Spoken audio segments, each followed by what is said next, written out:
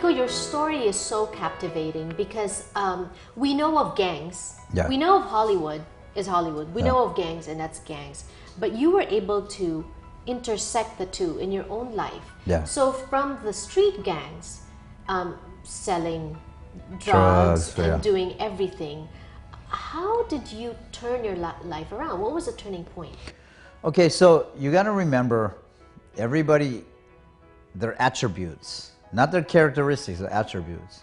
The attributes are something you can't change. Right. You know, Mother Teresa's attribute is what? Compassion. So if you can really, as a parent, recognize your attributes, as a person, recognize your attributes, what happens is it never changes.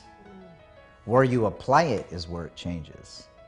So I was ambitious as a young child, and you know, like I was ambitious, but again, you know, it was because of my insecurity being Filipino at the time. It wasn't cool yet, right. You know, being foreign. So all my insecurities were like, I have to be better, you know, compete. I have to get the medal. I have to, you know, show everybody.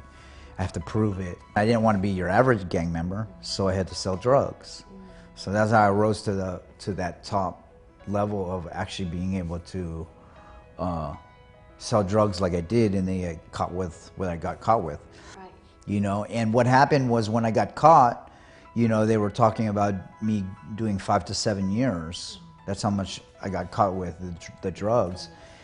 And you know, that changed my life because I was like, that woke you up. Yeah, I mean, I was making all this money when I was younger, right. Living the life, 7, 8 cars, like, you know, no rules, and then all of a sudden you're gonna go to jail.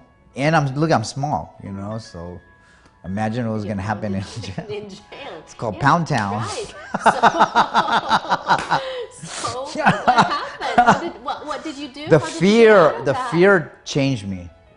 So part of the court system here is when you do something like that, the courts push you towards rehabilitation.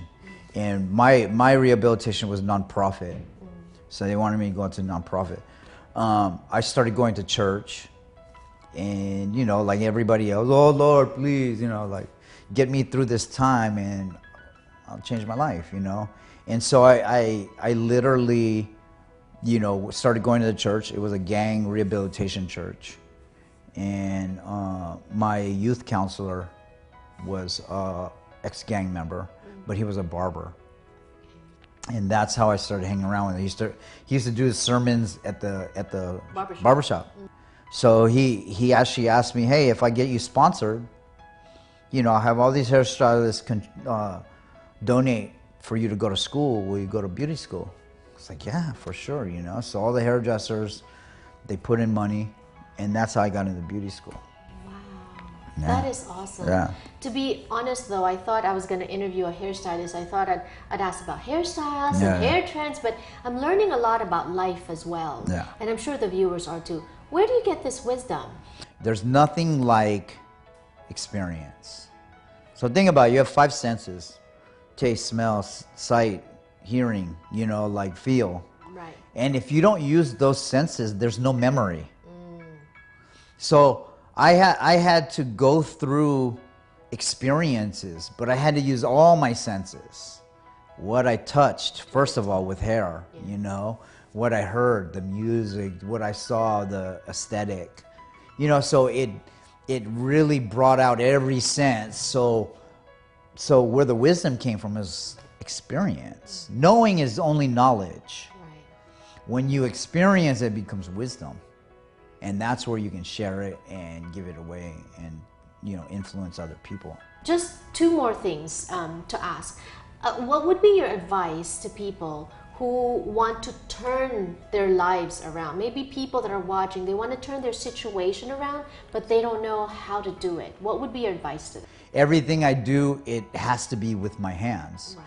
You know, so as long as you're following what's natural for you, and what captivates you and what your whole heart is about, what happens is then you start drawing the people, and you start becoming, hey, that guy works with his hands. So whether I was working with wood, metal, working on 4x4s, motorcycles, you know, whatever it is, hair, curling irons. It was always a tool. It was always something I was working on, and I love like making it look amazing. I love the makeover, you know. Thank you so much. Wow, very powerful and Yeah. a lot of wisdom in the last, what, 12 minutes? Yeah. Thank you so much. We'll Yeah. see you again. Yeah, for sure.